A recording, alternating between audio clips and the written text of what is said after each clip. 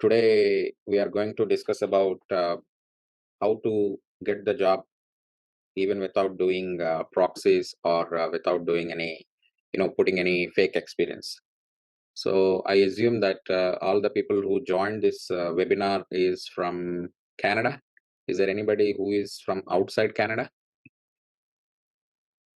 We will frame this webinar in the following style. We will I'll try to explain what is this proxy, what is this fake experience, and how the proxy interviews go, and how it is not good for your career, and what are the negative consequences of going for proxies, and what is that you are going to face when you are attending a proxy interview and everything. I'll be explaining all those things for the first 15-20 minutes.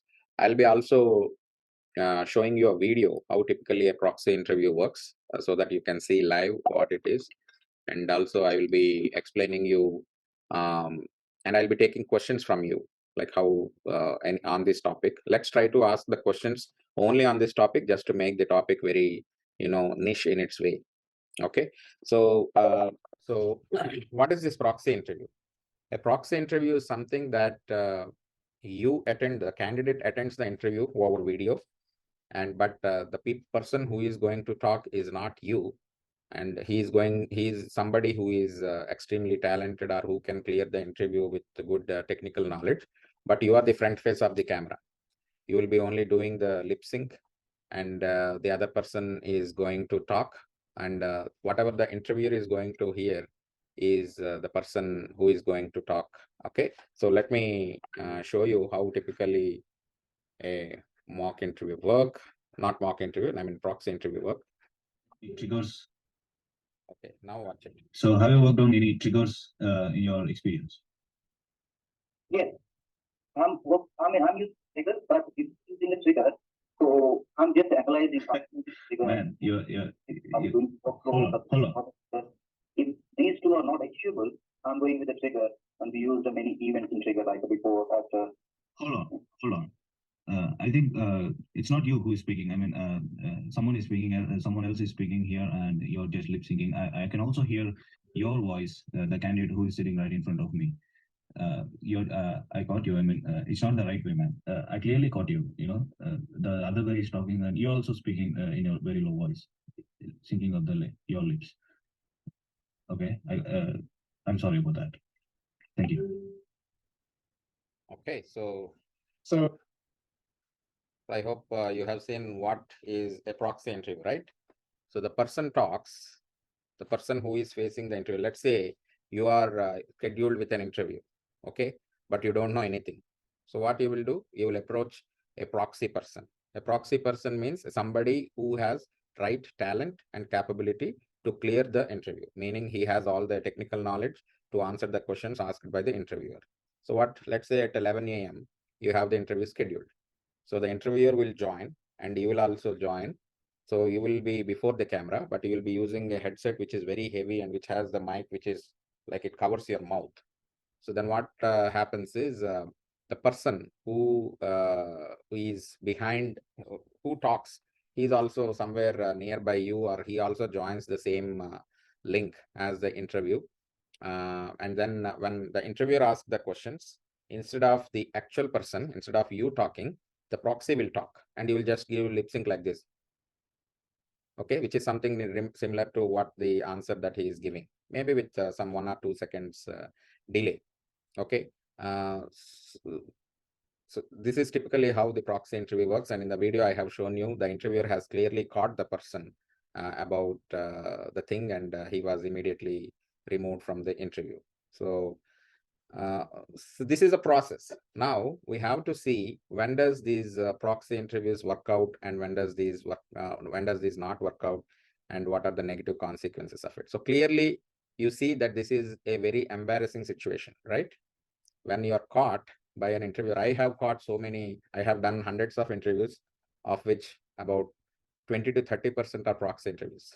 20 to 30% are proxy interviews. So imagine, this is a very viral problem in Western society. Okay, it started even in India these days, especially post-COVID, where most of the interviews are happening online.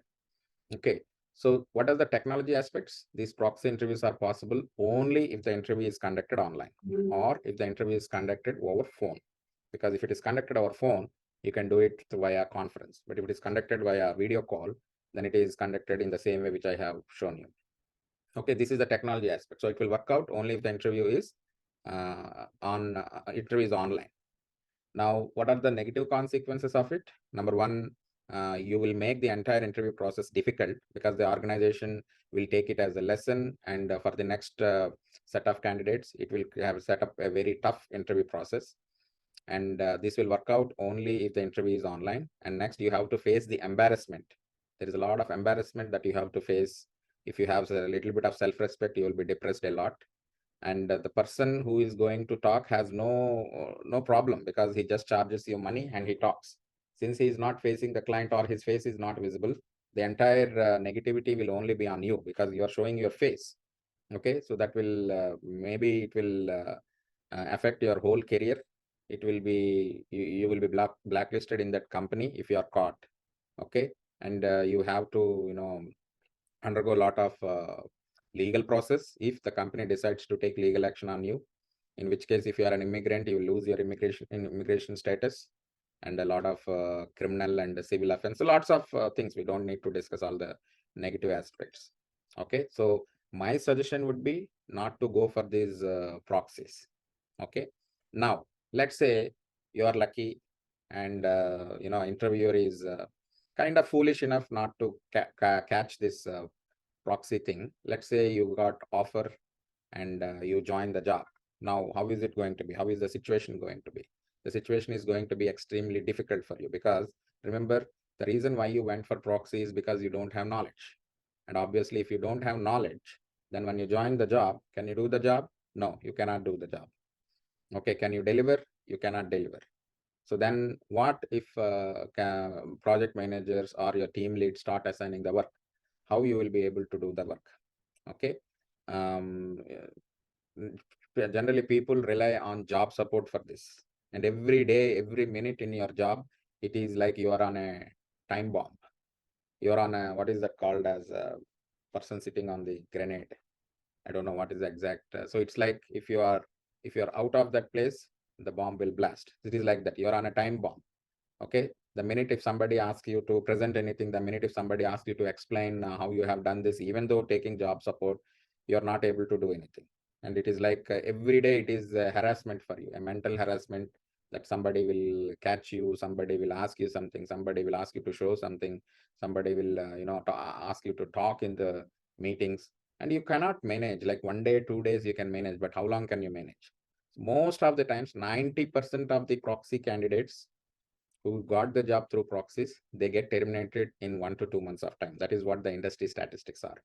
And I have seen, I work with several clients. I have seen people who are, who got the job through proxies. They were terminated or fired, some with legal action and some without legal action. Many a time it is with legal action, and they got fired within 1 or 2 months of time. So the chances of survival are only 10%. That too, if the job is, if the project that he is assigned to is a very cool project, if the project manager is a very cool person, and you're lucky enough to get a very cool lead. So there are lots of ifs and buts to get success in doing a job which you got through a proxy. So going for a proxy interview is a difficult process and very embarrassing process. Even if you're lucky and you got the job, surviving in the job is extremely difficult process altogether, and the chances of survival are only 10%. And what are the financial consequences of this? If you go with the proxy interview, people charge 30 to 40% of your pay, and on top of that, you will have to pay at least $1,000 to $2,000 per month for job support, and every day it is mental harassment. So you have to assess for yourself whether it is really worth to get a job through proxy. My suggestion would be strictly not to go for proxies at all. It is not good for you, nor for the job industry, nor for anybody. Okay. Now, how does it work in Canada? Okay, and where did this proxy thing got originated from? Okay, the proxy thing got originated in the US. Okay, in US, The thing is, there are so many states in US, okay, and there are so many jobs in the US. Job market in the US is extremely vibrant. Okay, so what happens? Let's say you are in Texas and you applied for a job in California. Not every time the vendors are able to give you a flight ticket to go to California to attend the interview. Instead, what they do, they schedule an online interview. Okay, so since it is an online interview, because you're in Texas and the job is in California and the job is of an immediate requirement, they generally conduct an online interview. So in this case, and people go for proxy interviews. Okay, and how does it work in? Why was it very rampant in the US? It is also rampant even today, because most of the people get jobs through H1B. H1B is not a skill-based immigration system.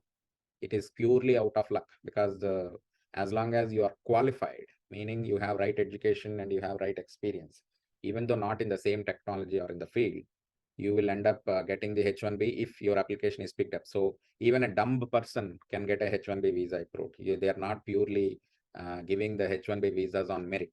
That's why you will see most of the people whom do you expect that they can't do anything in life, they get H1B visas and they go to America and they are very, very successful after that. So if they're dumb and obviously they don't have technology, so they have to rely on these kinds of tactics. And also the vendors and the employers are on so much of a pressure, because they can't keep running payroll for the H1B candidates. So they are under a lot of pressure to place the candidates. That's how the proxy thing is born in the US. Will it work in Canada? Yes and no. It will work as long as the interview is online.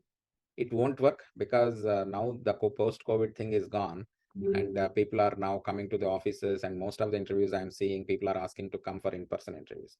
So eventually, maybe in 1 or 2 years down the line, the you know the online interviews will go away, and the in-person interviews will come into picture. Remember, 70% of the job market is in Toronto only for the entire Canada.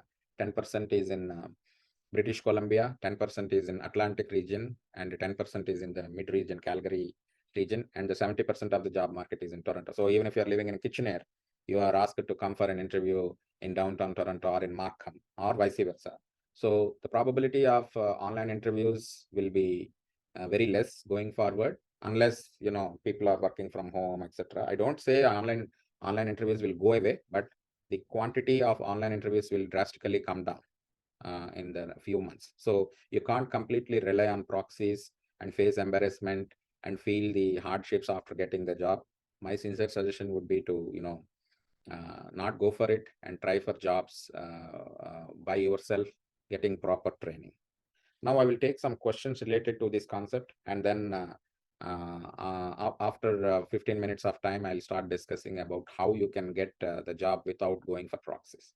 Now over to you. Do you guys have any questions on this proxy concept and the negative consequences of it and how it works in Canada? Yeah, I have a question, but not related to the proxy, related to the fake experience. So, can you explain how this fake experience works? Like people showing fake experience and getting a job, like 5-6 years of experience and getting a senior level job. So, how this system works? Yeah, fake experience and proxy things are like brother and sisters, right? So because if you are going for a proxy, what does it mean? It means you need to have very high knowledge. If you have zero knowledge, you would have rather gone for a fresher role or a junior role. But since you're going for a proxy, it means it is for a mid-level role or a senior role. So you're forced to keep some fake experience.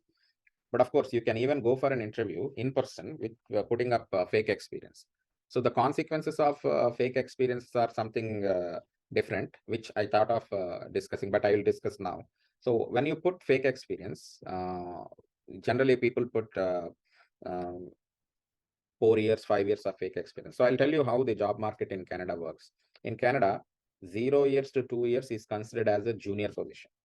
Okay, and 2 to 5 years experience is considered as a mid-level position, and 5 and above is considered as a senior level experience. That is how recruiters and the interviewers or the companies treat from the experience level.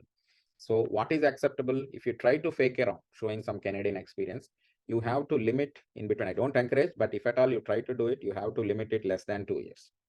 But 2 to 5 years, you are considered mid-level. So if you have zero experience and zero knowledge, but if you try to put some 3 years and more, for your fake experience on your resume as a fake experience, then you will not be able to talk well in the interview. You will start attending the interview and you will keep failing the interviews. So then what happens if you keep failing in interviews even after getting the interview calls? You'll definitely get interview calls when you put 3 years and above kind of an experience. But if you fail in that interview calls, the more you fail, the more you are forced to go for proxies because you are not able to clear the interviews yourself. And forget about senior experience. If you put senior role, then obviously that is out of question. You will directly want to go for proxy. Okay. And another thing, what happens is if by any chance you put up proc experience and you're lucky enough to get a job, and the chances of you able to manage that experience and surviving in that job is also very difficult. Same thing, just like how you will face the situation in a proxy environment. Even with putting up fake experience, surviving in the job is going to be extremely difficult. Okay, you can survive if it is less than 2 years, because if it is less than 2 years, the chances of you having expectations from the manager is very less. They won't have much experience, much expectations on you. If it is 0 to 2 years of experience, because they consider you as a junior, they always ask you to take help of your lead or from your senior. But the problem arises if the experience is after 2 years. So they will have high expectations on you. They expect you to deliver on time with quality. And since you don't have any past experience but a fake experience, you will end up not delivering, or you will not be able to talk confidently. Same thing happens 1 or 2 months down the line, you will be terminated from the job. Okay, so my suggestion would be, if you have 0 experience, meaning you don't have any experience in the past, then don't put up any fake experience. It is more troublesome for you than helping you get a job. Instead, try to limit your experience in less than 2 years. Does that answer your question? And one more point is, even if you put fake experience, you will not be able to, clear the background check. You need to have a lot of luck factor to clear the background check. You have to pray that people do not order employment, verification for you. You have to pray that the recruiters doesn't do reference check for you. Okay.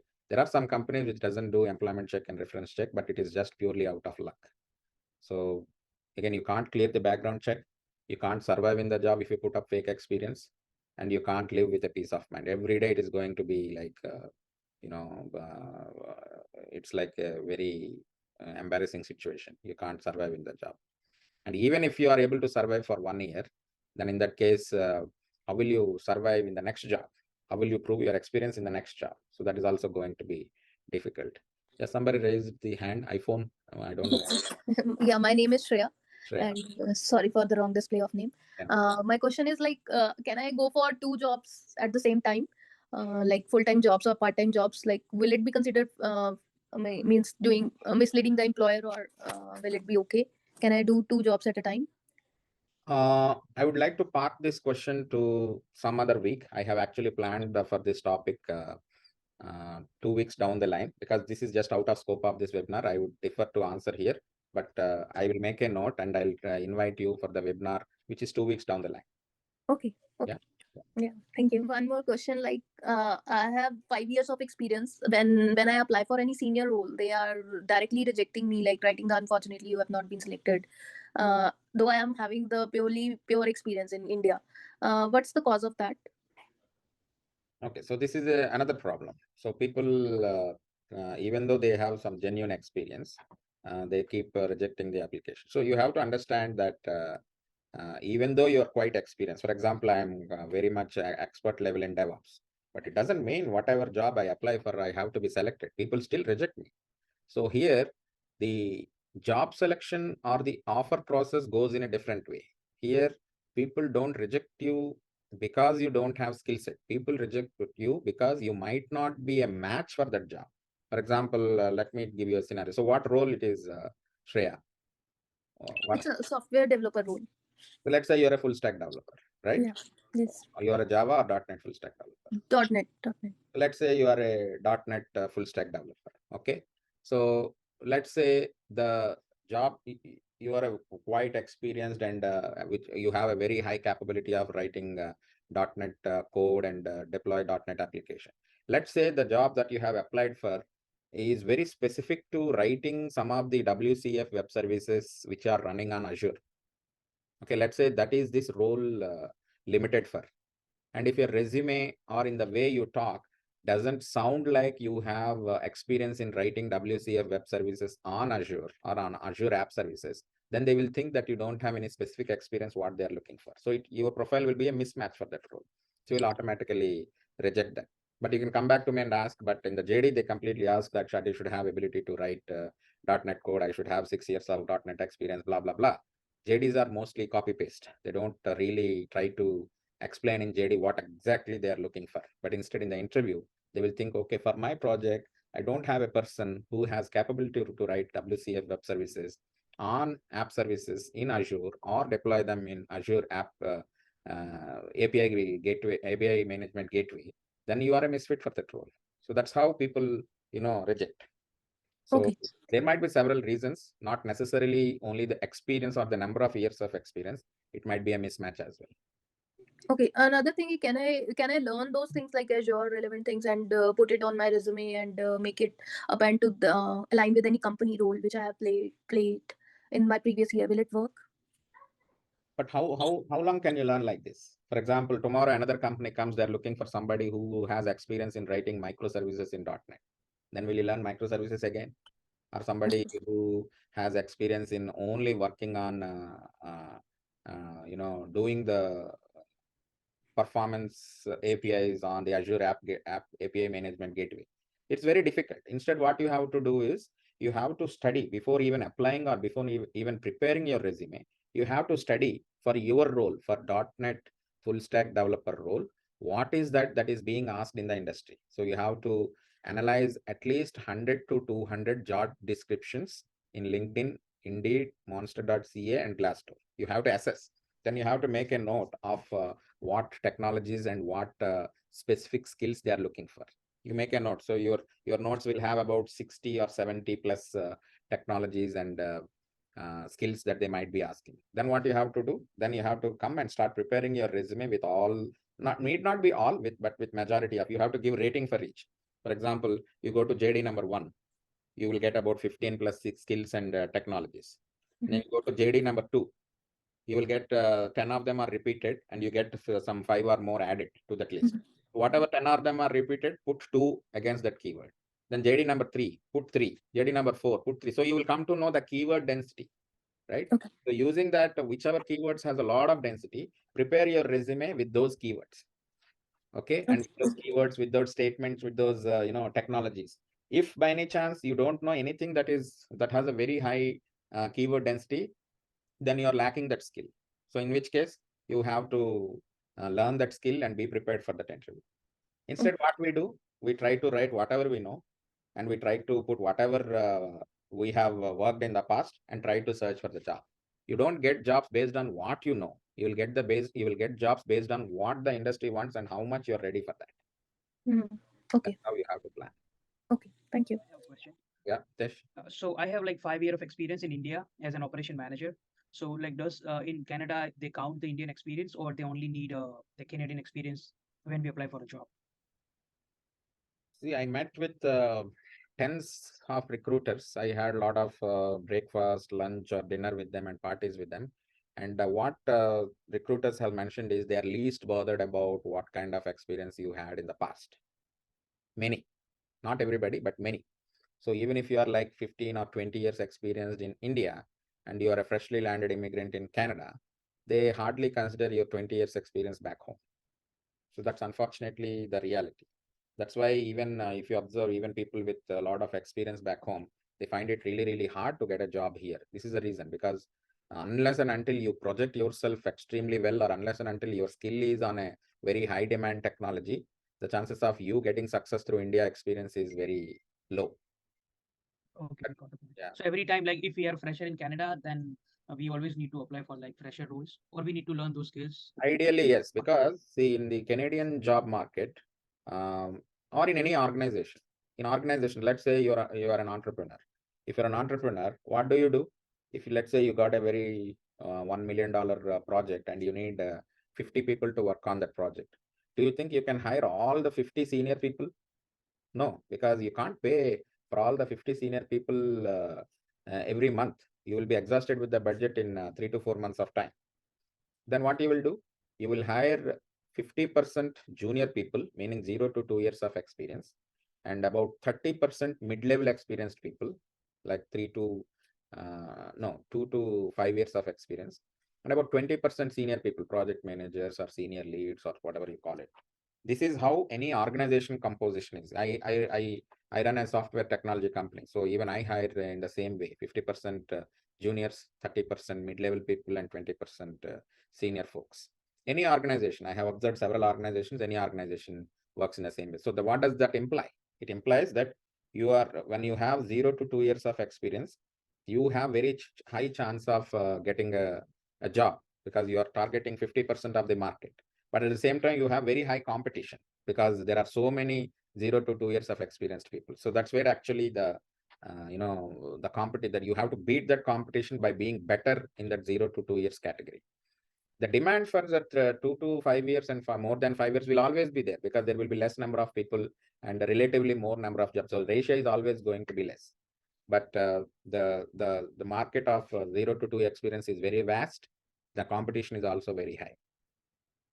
So still you can get, even if you are 0 to 2 years of experienced candidate, you can still get the job, provided you are better than the other 0 to 2 year candidate person.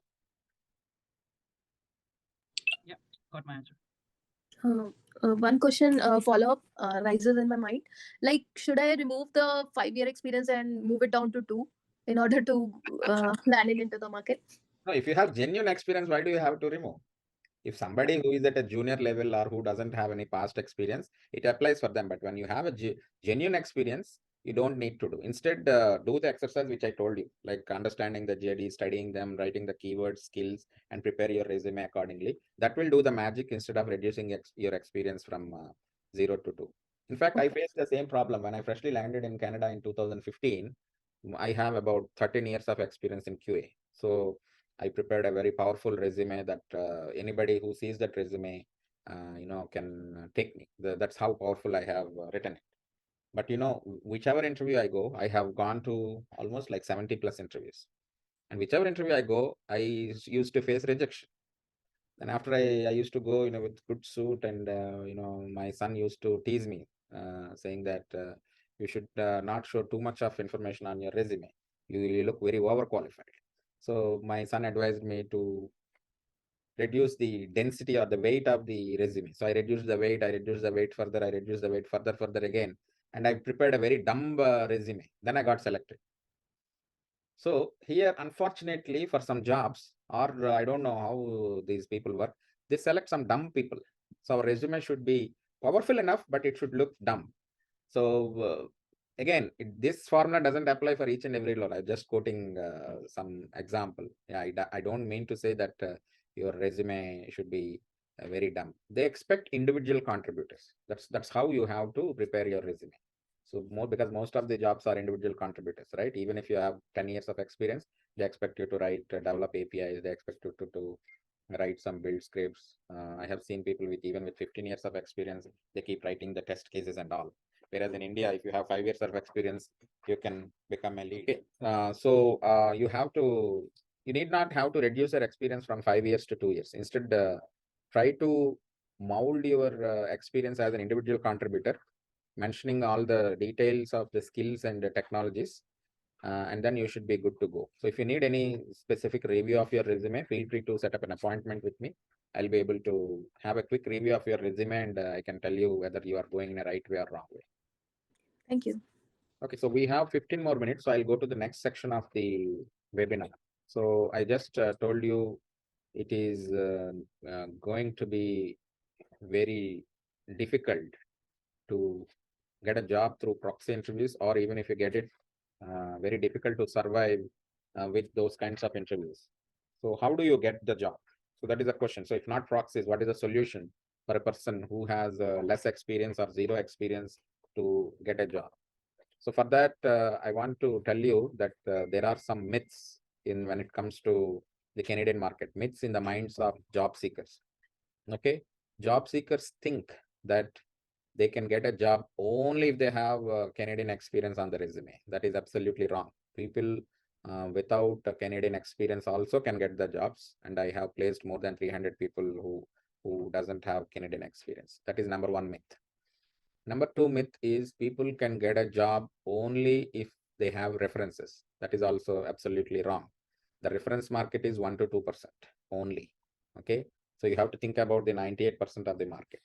Don't think about only that 1 to 2% market and come to a judgment that you can get job only if you have references. Okay. That is also another myth that you have to come out of. And third, people think that they can get a job only if they put up fake experience. Again, that is also wrong. You need not have to put up fake experience to get a job. Okay. And again, why I'm saying all these things, because people who come to my office on day-to-day basis, they keep telling the same things. So you can still get a job even without putting fake experience, and whatever you can put only whatever you know, and you can still get a job. It all depends on how you plan to project yourself, what you wanted to show, what you wanted to hide. Okay, that is what makes the difference. So now how you can get a job, as I told you, they might or might not consider your back home experience, or it might fill your resume, or it might just show that you have some experience on some specific technology back home. But it is better you do some volunteering work and put some details about the volunteering work you have done, or it is better you do some freelancing work to some Canadian company and put up their experience, or it is better you get trained in some consultancy, and whatever that association you have with that consultancy, put that experience for the duration that you had the training for. Those will add a lot of value on your resume, because that looks more Canadian and that shows your genuine experience. And with that genuine experience, you can also talk confidently. So at the end of the day, whether you put up fake experience or a genuine experience, if you are not able to talk to the recruiter confidently and convince that you are a good match for the role, you will not be able to go past the recruiter and attend the technical interview. And once the technical interview is scheduled, you will not be able to clear the interview unless you have the confidence on your mind. Yeah, Balram, what is your question? Sir, my clear question point is, most of the time people are referring Canadian experience, Canadian experience. My simple question is, all the projects which we do in India, mostly they are not Indian born. They are US companies or Canadian companies. If it is a doctor, I can understand their way of procedures, their lawyer is different, tax agent is different. But how this coming to this IT, I don't understand. You will define the same code, the same thing in Canada, where it works, and you design the same projects based on the logic and application design, and the Kubernetes will be the same thing, and the cloud will be the same thing. As a layman, I'm asking, the thing is, what is how it will be? Because the Canadian means we are from a different, it is a different thing, a different thing. As an interviewer, this is my project requirement. There is a guy, someone who used to work in this or not. Hey, have you designed these type of projects? So the keep on stressing that word is just like, is it? I'm just getting doubt on myself. Hey, what is it Indian or the Indian companies are different? A basic question: are they do develop different? We develop all the technologies for US guys. Everyone knows software engineers mostly 90% India only. You will get because you have a cheaper labor where you can get a software engineer for 6 to 7 lakhs. It is cheaper from them. They hire the projects. TCS, they go for a bidding, like government road contract, how they bid the road for this money. The cheaper they bid it, and they hire the engineers and they make the work here. And we are the only engineers who are working for the US provider. So that is what I couldn't understand. Like people, why they are stressing. Unless if you target the right technology, what is there in the market, what the market wants, am I ready? Am I able to deliver that? So do you have that experience? Have you done anything in that? So can you prove me on this? Because the interviewer has only 30 minutes. You don't have the whole day to interview. You have the 30 to 40 minutes time, right? To impress her in or out. He can't ask the whole story for I have 10 years experience. He can't ask 10 years. Even I don't remember what I did in my 9 years project back, technically speaking. So what is the current market is requiring? What is hardcore going on? What the industry is looking at? So I understand it. But how this if you put the keywords, if you have whatever the JD, what they're looking, what they can do, if you all you need is a call until the table. So once you get the call, it is just you marketing yourself, selling yourself. How better you can do that? So that's my simple submission, because I was very much confused. A Canadian experience, Canadian, Indian. So what is that Indian country, man? Where the projects are coming from? Simple logic. Yeah, so I'll explain your frustration. This is definitely a problem, and this is the inner voice of many people. Okay, but I'll explain what is the definition of a Canadian experience. Okay, for that I'll do some small comparison. Okay, so in India, when you are in a meeting, if you get a call, we have the habit of picking up the call while the meeting is happening, and you can say, excuse me, I got a call. You'll go and you talk and come back. It's completely acceptable in India. Nobody will object you. In India, you have the habit of telling in the very morning, sir, Mr. Abhishek, sorry, I will not be able to come home today. I have an urgent personal thing that I have. It's completely acceptable. People accept it. And you can take uninformed leaves.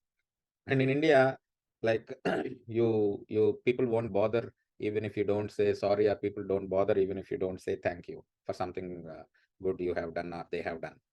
Because Indian culture is different. We have a different way of working methodology. So that is Indian experience. Now, what is Canadian experience?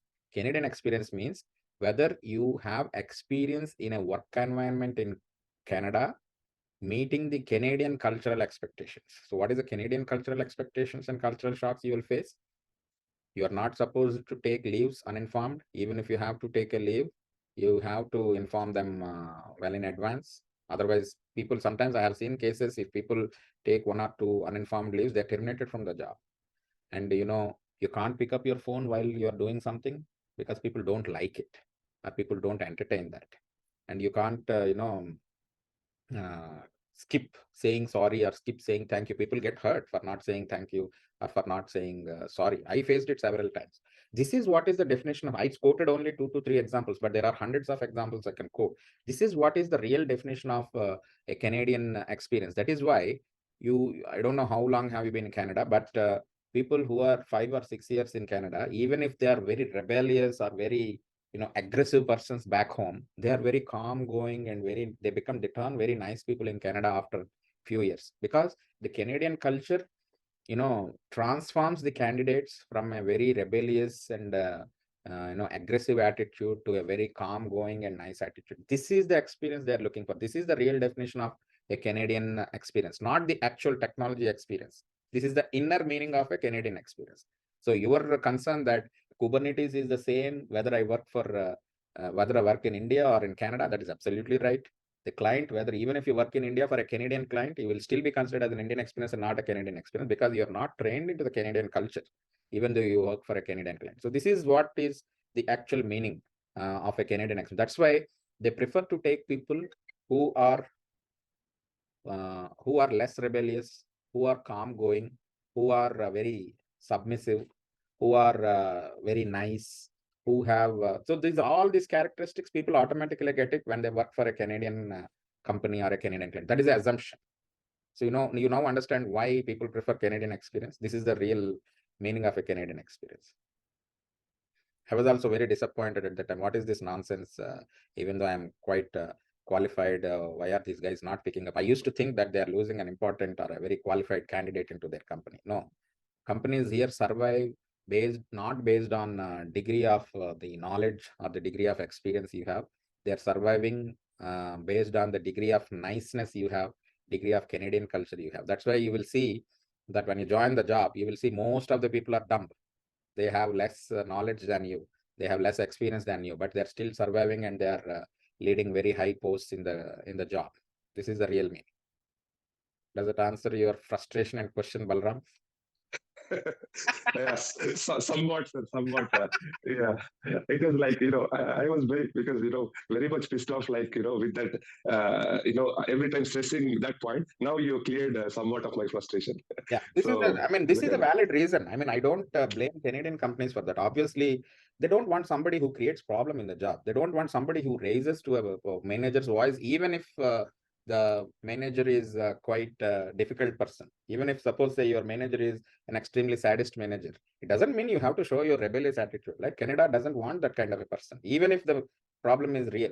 So they want somebody who says nice, who work nice, who say sorry even if he's not wrong, who says thank you even if he doesn't, even if the other person doesn't do anything, because they feel that this is how the organization should work and this is how the organizations will survive, and that is not wrong also. They want such kind of a people.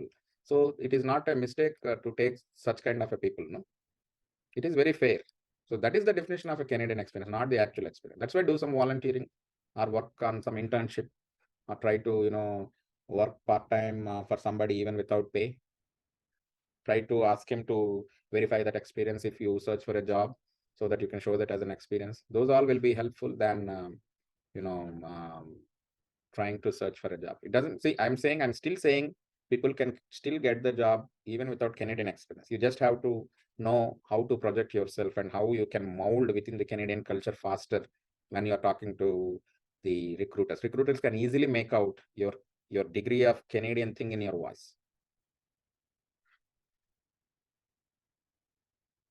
Any other questions? We have a couple of minutes left. Nothing, sir. Everything. So my final question, sir: how, of all this experience, of all these myths, you came up with you should have come up with a solution or strategy to become, some kind of procedure. So yeah, I have a very good strategy. That is how I am helping job seekers across Canada to get the jobs. As I told you, I have a consultancy where I mentor people like you or somebody who is not able to get the job or who has no experience in the past, because there are some things which will work out, there are some things which you don't work out. So strategy number one is, instead of showcasing what you know, showcase what Canadian company wants. So you have to change your resume, not with the points of what you know, but with the points of what they want, and you get upskilled or ramp up on that skill on what they are looking for instead of what you know. Number two is do some demand and supply analysis. Okay, so for suppose say, if you know a technology and you're very good at the technology, and if there are no jobs in the technology, what is the use in searching? You will always face rejections. So try to do some demand and supply analysis, identify what roles are in demand, what technologies are in demand, what skills are in demand, and try to mold your resume as per demand, or try to upskill yourself based on the demand. People don't do that of late. Not of late, like many a time, people expect to get a job based on what they know, but they don't try to get a job based on what the company wants. This is strategy number two. Strategy number three is, just now I explained to Shreya, you have to do a lot of keyword analysis, because if a person is experienced, they have to go till interview, and you cannot go till interview until and unless you satisfy your recruiters, until and unless your resume gets picked up. And how does your resume get picked up? Your resume gets picked up if your resume has keywords which has a better density, which the ATS wants. So that density you have to keep in mind. How do we identify the density of keywords? You have to do the keyword analysis. Analyze 100 to 200 jobs and write notes on what technology skills they are looking for. And for all the 100 or 200, whatever you analyze the density of each of the keyword and skill they're looking for. And try to prepare your resume as per that keyword density. So for example, if they're asking too much of an Azure, try to put Azure on your resume. Even if you don't know, try to put that word on your resume and try to learn Azure in parallel. That way, what happens is your resume gets shortlisted and recruiters will call you. Okay, so step number one, shortlisting of the resume is done and the job of resume is over. That resume is a piece of waste paper now. Now, when the recruiter calls you, you should know how to talk to him or her and convince that you are a good match for that role. So that matching is what they see, not your skill set. They don't bother whether you have 20 years of experience or 10 years of experience. They only bother whether you have the skill set that it is matching to what their requirement is. And how do you know that it is going to be matching? Because you have done the keyword analysis. So it will definitely match. Now, the rest is, how do you talk to him or her in a Canadian way, meaning greeting well, okay, telling no. For example, do you know this? Do you know Python? Many people don't know. So no, oh, no, I don't know Python. Instead, what you can tell is, okay, I did not get chance to work on Python, but I'm a quick learner. I can quickly learn it. So there is a small differences that you can make in the way you answer. In fact, in our consultancy, we train people for 2 weeks. I have prepared 90 to 100 different questions that recruiters ask based on all the 3 years of consultancy experience and the recordings we have analyzed.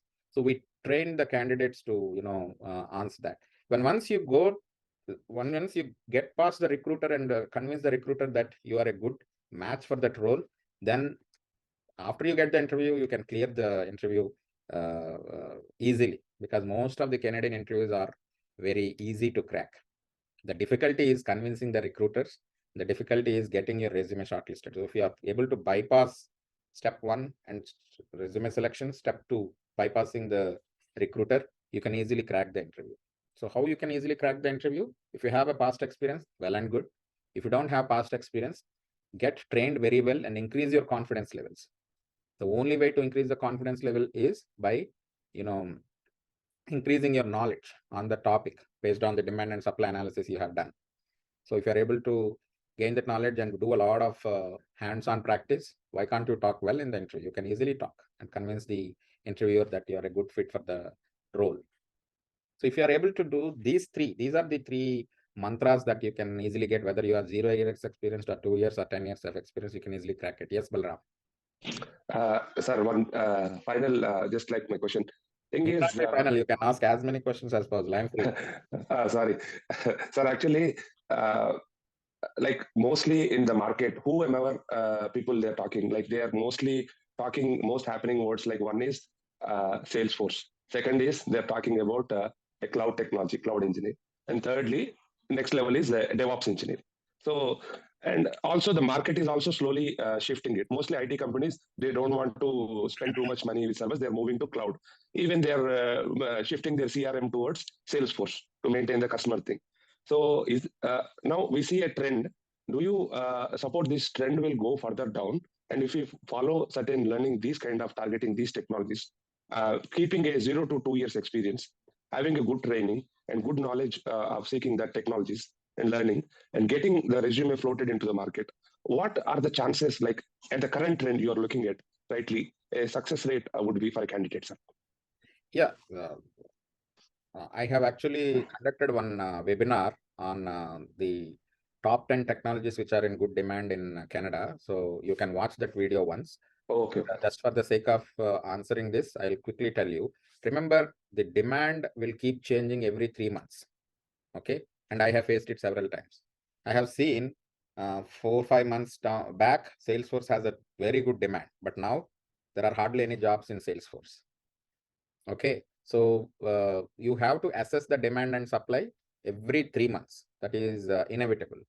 And number two, if you ask me currently, what are the top 10 technologies that you ask me? Number one, the top 1 technology right now is data engineering. Top 2 is data analyst.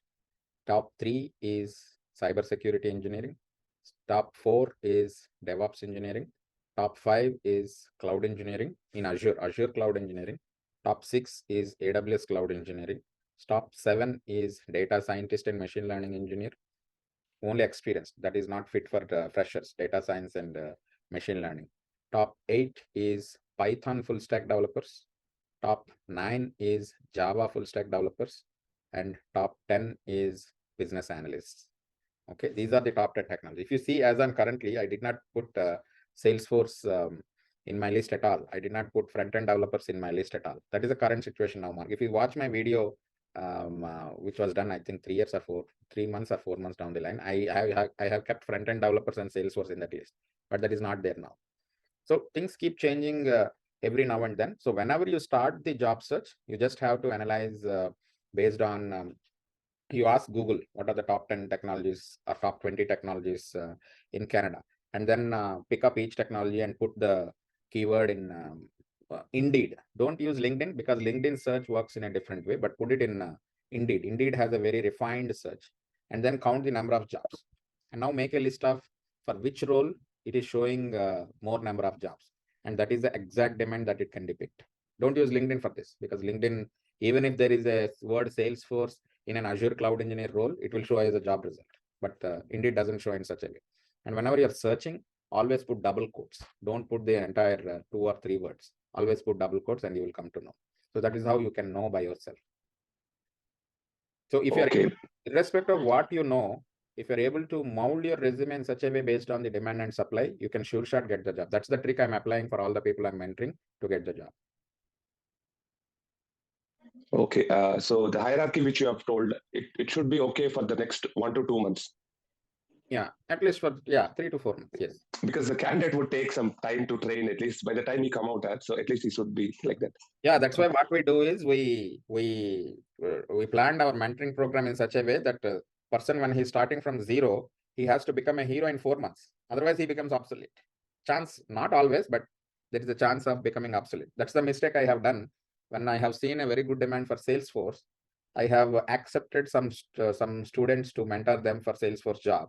But by the time, we got some time lost during the winter holidays. By the time they are ready for marketing, the Salesforce demand has come down. Now they are facing it difficult to get a job in Salesforce. So you need to keep abreast with all the technologies in demand every now and then. Yeah, Mitesh. So like my experience in operation, like I was working with the Tech Mahindra as an operation manager. So I searched for a lot of jobs, but I didn't find any, particular that related job. So can I shift it to, like more likely the similar to this operation manager work, like data analyst or business analyst, by learning, like by doing some certification courses? Yeah, you can. You have to choose the job based on your past experience, but that's a different discussion altogether. So since you are into operations, no, neither data analyst nor business analyst are going to work for you. They're not the right choice. Okay. Yeah. Because then my mainly work is with the dashboard and making an Excel reports and analyze and yeah, if your past experience was in that, then data analyst would be a good choice. When you say operations, I thought normal day-to-day business operations. But if your operations involved working with Excel files, dashboards, and the data, then the data analyst is a good role to go for. Okay, and will these certifications like we do from the Coursera, Udemy's, or LinkedIn, which like this will help when we find a job? Like when we put this in the resume, will this helps? Or I don't know how this works in this Certifications are not mandatory for any jobs in Canada, except for project manager jobs where you mandatorily need a PMP certification. But otherwise, for all the rest of the jobs, you just need experience, but no certification. But I always encourage people to do certifications because it will give them elephant confidence. It will give them a lot of confidence that I'm certified in some XYZ. And the way you talk with that confidence is different to the way you talk when you don't have certification. So not mandatory, but I encourage. Okay, thank you. Yes, you have a question? Yeah, hi Ram. I have a couple of questions. So currently, I'm choosing Java backend role, but you're saying, instead of fake experience, go with, fresher experience. In Java backend for a junior role. Not fresher experience, but junior experience. Yeah, junior role. Do we have much openings? And also in Canada, mostly the domain is banking domain, right? So in the last quarter, I see they are losing a lot of profits. So do we have much openings in this mid-year or end of this year? Thank you. Currently, there are not many jobs as a Java full stack or Java backend for juniors. What's happened is in this recession time, they have fired most of the senior folks who are paid more because of the budget constraints, especially in the full stack development or front-end development, Java development, .NET development, or Python development. So after firing all the senior folks who are paid more, they are trying to hire people who are paid less but have more experience. So they stop taking people with 2 years or 3 years experience. Instead, they are taking people with a minimum of 5 years of experience with a pay of a junior professional. So that is a trend I am seeing now. So if, as on today, if you go to market as a Java developer with a junior level experience, you might not get even calls. Morning. Good morning. I'm very new in this field. I'm just started my new course, certification course, data analyst. I just want to know what the scope of this certification course. Which course is it? A data analyst. Yeah, data analyst is in good demand. You can go for it. Yeah, I just started my course just 2 or 3 weeks. It's happened. Yeah. Yeah, it is in good demand. You can go for it. There are so many jobs in the market. Okay. Thank you so much. So hello, sir. Yes, Sai sir. here. Yeah, sir. I mean, most of the jobs will be contracted jobs, or can we get a chance to get a full-time job? As I'm currently working as a NoSQL database Cassandra administrator, so holding around 6+ years into this. So also I'm certified. So I just want to check, whether we need to focus only on the contracted jobs, or maybe we have a chance to get a full-time. Yeah, in the Canadian market, 70 to 80% of the jobs are full-time jobs. Okay. And 95% of the full-time jobs for 90% of the jobs for juniors are full-time jobs. Okay. So the probability of getting a contract is about 20 to 30%. So that's how the current ratio is. That's how the ratio is going to be even in the future. That's how the industry works. Industry doesn't take all the contractors, nor do they take all the full-time people. They take contractors if they wanted to have somebody to work on a short-term project. So those short-term projects are typically in an organization about 20 to 30% in size. So the probability of the candidate getting a full-time role is very high if he is a junior. If he's a senior, the probability of getting a contract role is high. Okay. Got it. Thank you, sir.